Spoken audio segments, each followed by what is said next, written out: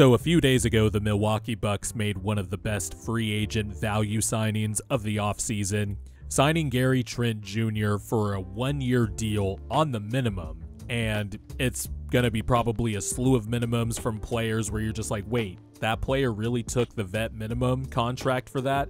And there's a whole separate video that I could do about the CBA and, you know, the cascading effects it has clearly had already this free agency, but I don't want to get too sidetracked. I did want to talk about the Bucks offseason though, because I think the Gary Trent Jr. signing, along with a few other signings the Bucks have made and a few draft picks and maybe some young players down the pike, on the surface it doesn't look like they did much, but I think given the resources that they have, the financial strain that this team is going to be facing for the next few years, I think they did pretty well reconstructing their rotation. Now, obviously, the core four of Dame, Giannis, Chris, and Brook Lopez, that's going to be set, but there was always that hole with the fifth starter. Malik Beasley just wasn't cutting it, and getting Gary Trent Jr. on the minimum is such a serious upgrade in general, but just for the value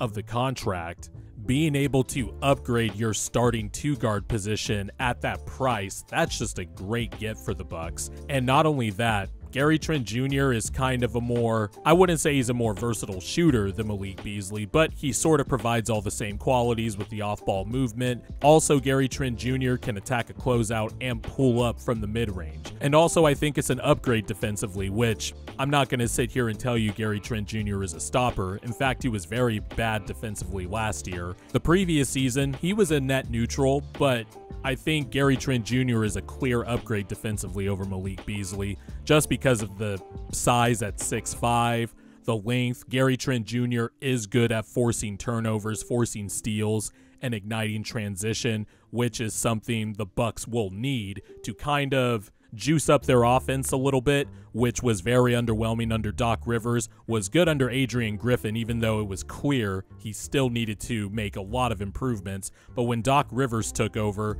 the defense improved, but the offense took a step back, and then like the last 3 to 4 weeks of the season, the Bucks defense sort of slipped back into, you know, Adrian Griffin era territory. But I think getting Gary Trent Jr. at the two-guard spot, that's a good start. At least you won't be starting a small backcourt where they could just be punished. So I thought the Bucks did at least a good job upgrading there. And then the other signings on the margins, like getting Delon Wright, who was injured during his time with Washington, but then he ended up on the Miami Heat, and he showed out pretty well in that Celtics series, even though it was a quick 5-game series. But getting Delon Wright and upgrading the Patrick Beverley backup point guard spot, that is also, I think, something on the margin that's going to incrementally improve this team, because Delon Wright, also 6'4", 6'5", long arms, his point of attack defense, I think he's already the best point of attack defender on this Bucks roster, not counting the young guys, which I'm going to get to later, because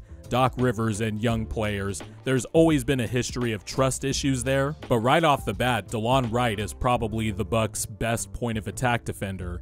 And then you bring in Taurean Prince, who is a big wing, can shoot, definitely a negative defensively, but at least he gives you size, and the Bucks have at least an option to put someone at the power forward spot when they go small ball, or have, you know, the Giannis at 5 lineups. So I like that the Bucks at least upgraded on the margins with their rotation, getting guys on the minimum, taking advantage of, you know, this new CBA era that we're in. But Gary Trent Jr., that's just the crown jewel of all the minimum signings the Bucks have made. I'm actually really, well, not as jealous anymore because the news happened a few days ago, but I really wanted the Sixers to get Gary Trent Jr. on the minimum for this reason. You could just plug and play him at the two-guard spot. Really, teams can't hide their weakest defender on that two-guard anymore. They are going to have to be attentive to Gary Trent Jr., who can, like I said, shoot, attack a closeout, and get to the mid-range. He has that one dribble mid-range pull-up that was automatic, at least with his first 2 years under Nick Nurse,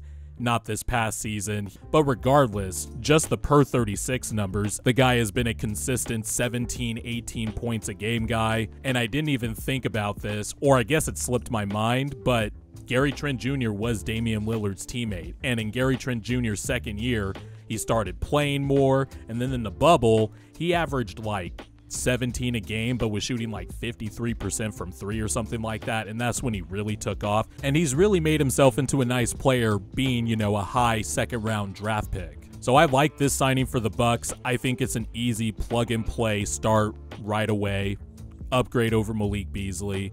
If you want to take, you know, a glass half full approach to this, Doc Rivers did take over about midway through the season, and as much as I want to shit on Doc Rivers, I can't exactly blame him for the type of season that the Bucks finished with.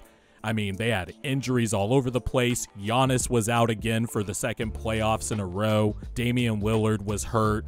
Chris Middleton was really the only healthy one of the big three, but even then he was still hurt. So even though I am Doc Rivers' biggest hater probably, I'm not going to place too much blame on him. He's going to have a full training camp. He's made some additions to his staff, including an old face and Darvin Ham coming back. If there is one thing I have always said about Doc Rivers is that he has connections, because he has been coaching for a long ass time. And so he's always going to assemble the best coaching staff. And of course, he gets the respect of the players. And so now we get to see what this Bucks team will look like with a full offseason, then training camp, then preseason under Doc Rivers and this new staff. And I do think, look, I'm always going to be bullish on the Bucks because, you know, the history of my channel shows it. But Giannis has been one of my favorite players for a long time. And you know, they still have a championship core in place, even though it's an aging one, minus, you know, taking out Drew Holiday and putting in Damian Lillard. But I like the moves the Bucks have made. It's a savvy front office offseason for the Bucks, and I like the draft picks that they've made just because they need some athleticism, and that is one of my concerns with the Bucks is, like I said, their age, and they just need some juice. They need some pop offensively. And my problem is I don't know if Doc Rivers is going to give them that leeway. And especially with that Summer League game yesterday where Doc Rivers was doing an interview while the Bucks were playing the Clippers. I think one of Marshawn Beauchamp or Pat Connaughton might be on the chopping block, because guys like AJ Johnson, their first round pick, guys like Chris Livingston, or Andre Jackson Jr., who as a rookie got some really valuable playing experience in the Indiana series when literally everybody just went down with injuries. The Bucks kind of have some options youth-wise to inject some athleticism, some, you know, length on the perimeter, some explosion off the dribble, which I really have liked AJ Johnson's Summer League, I'm just going to be honest with you, and I haven't seen a game of him in college, but just the handle.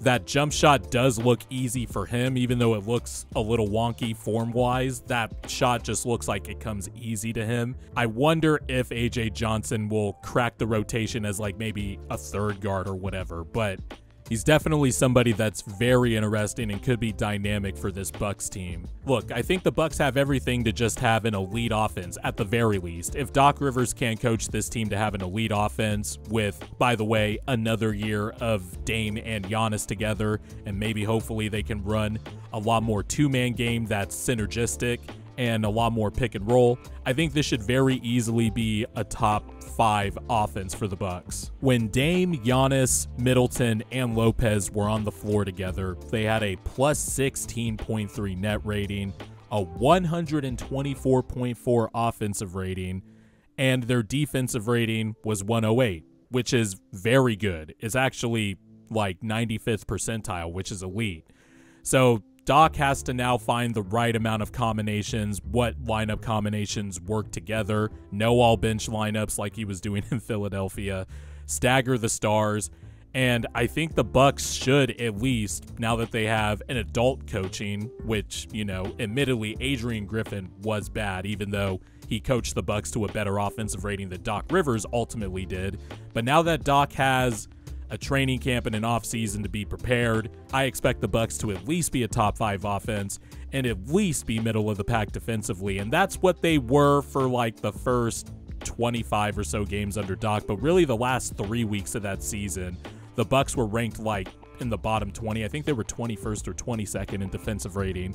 I have to double check that, but their defense did tail off towards the end. And look, injuries definitely had a part in it, but the Bucks have to be middle of the road defensively this year, and I think they can easily be contenders in the East. Now, I'm not going to pick them over the Celtics. I think the Celtics are going to be the clear favorite to come out of the East next year, and I actually think the New York Knicks are the second best team right now, at least on paper. We will see. You do ultimately have to play games on the court, but I think the Bucks, at least with the limited resources they had, and given that some of their young talent in Summer League is showing out, I think this has been an A+ offseason for the Bucks, which is much needed because they needed some tinkering, they needed another season under Doc Rivers, and they needed another season with this core four. And I think this will benefit the Bucks, and I think ultimately it will lead to a more successful, and for Bucks fans' sake, a more fun